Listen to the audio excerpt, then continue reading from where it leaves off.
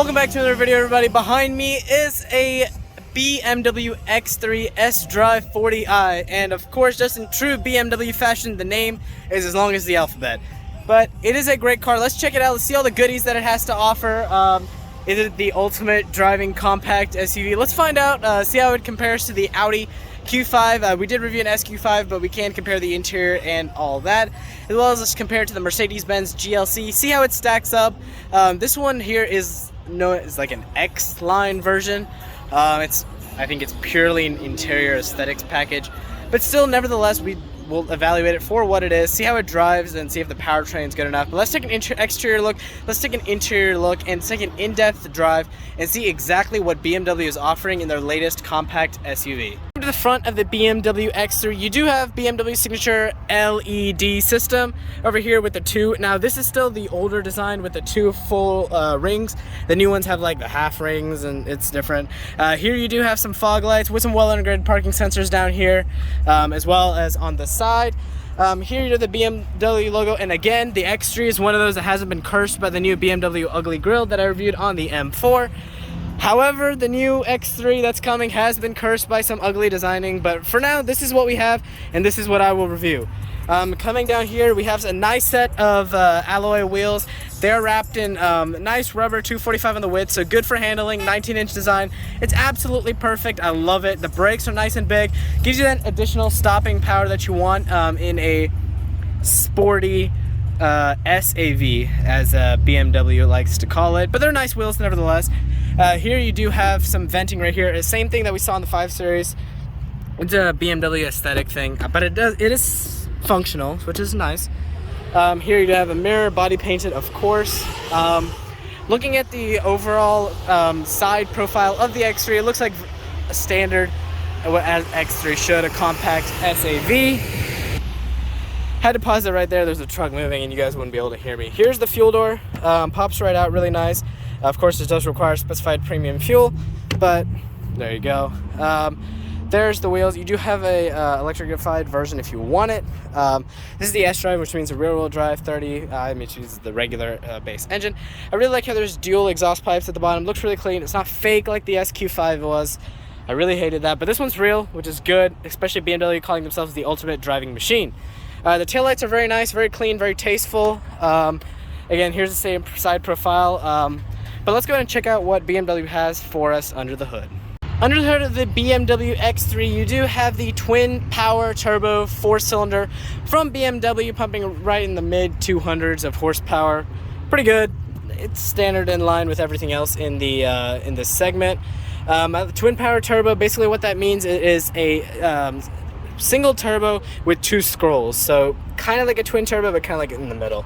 But overall, the engine bay is nice and clean. I find it really interesting how there's some like fake carbon fiber trim on those 4, just kind of signifying that you do have a 4-cylinder. Really cool, you know, side neat little touch that BMW adds. But overall, under the hood, I don't have any complaints. We'll find out in the driving portion exactly how it stacks up.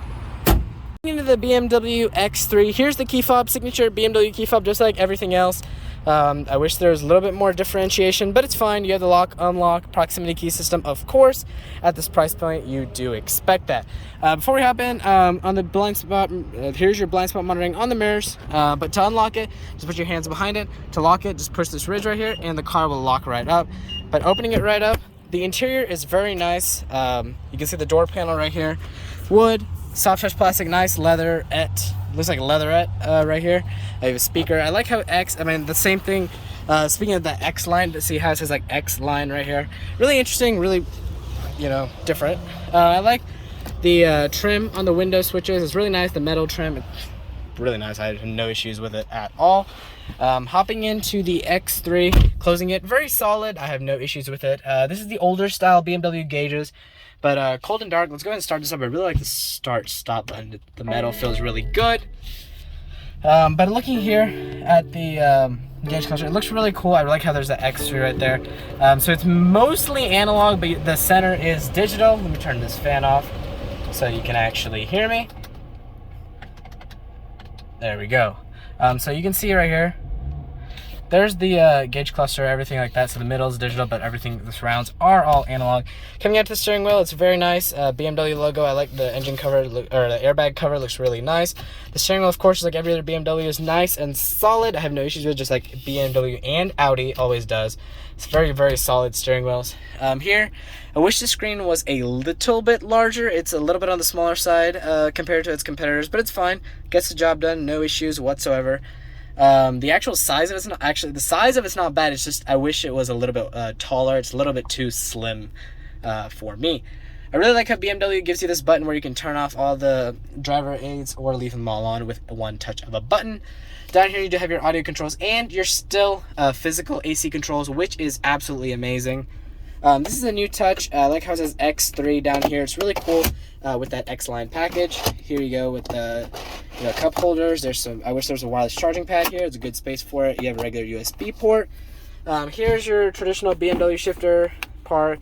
The correct way manual down up on the bottom.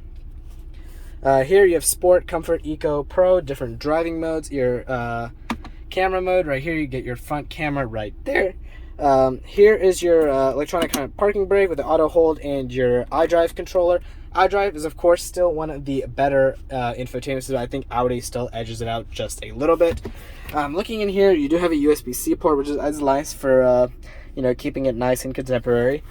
These seats are very nice. They're not the best seats you can get in X3, but they're still nevertheless very, very comfortable. You do have a panoramic moonroof, and there's plenty of space in the back seats. But overall, I think the X3 is not a bad place to spend time. Let's take it for a drive. So first, getting into this BMW X3, let's go ahead and get the AC good, nice and a good temperature for our little drive. Putting it in drive here, just setting off. The brake modulation is very nice. I really like the brakes in this car. Even for the not upper level engine, this is not super high up on the trim level. This is almost like the base powertrain that you get.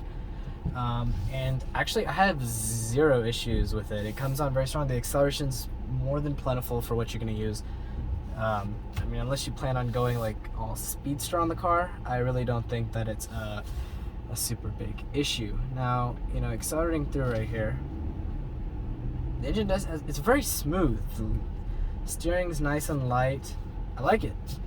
Light steering, the power super silky, super smooth. Driving, it's not super light to where you think that you're gonna crash, but it's just like the perfect weight for what you're gonna use it for. I love the controls. The screen's right in your sight line, so it's really, really nice. Looking out, the visibility is good. I wish the side mirrors were a tad bit larger on the X3, but I mean, they get the job done, so I have no major issue with them.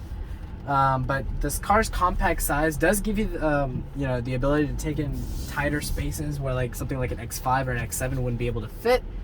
But let's go ahead and pop it into the sport mode here. And if you saw what happened to the gauges kind of changed their style a little bit.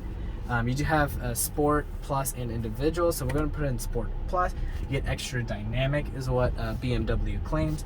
So let's go ahead and put that to the test and see exactly how this BMW X3 in the Sport mode handles. Not bad at all. Now it's not like an X3M or anything like that, but it does, I mean, the power's good. For right around the mid 200s of horsepower, it's plenty for this car. Unless you really plan on doing something a little bit more sporty, I would recommend the X3 M40i or even the X3M or X3M competition if you want to do a little bit more in the aspect of performance driving, which I don't know if you should be buying an X3 for performance driving to start with, but I mean, that's the buyer's choice.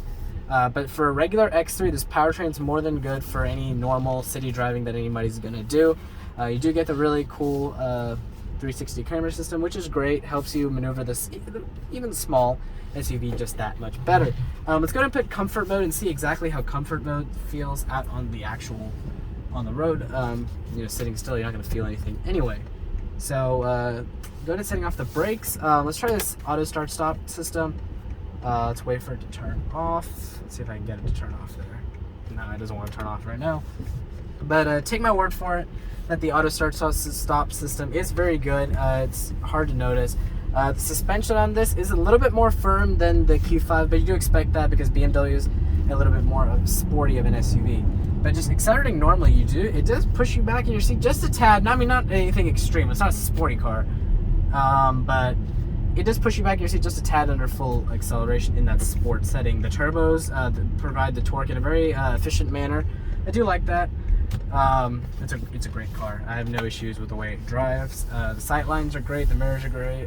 The mirrors are a little small, as I said before, but overall the car is absolutely good. The room in the back, perfect.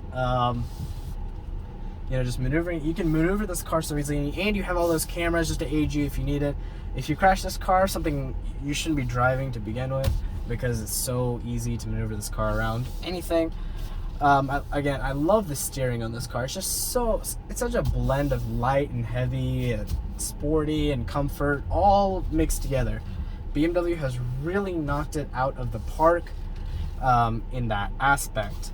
But overall, the X3, I'm very happy with it. And comparing it to like something like a Audi Q5 or even a Lexus NX or RX, somewhere in the middle of that range, you know, it's not a bad car at all.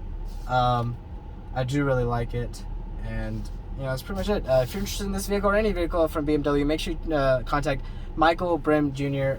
Over here at BMW South Atlanta and appreciate him for providing this vehicle for this review. It's a great car. I really do like it. But again, that wraps up this video, and thank you all for watching.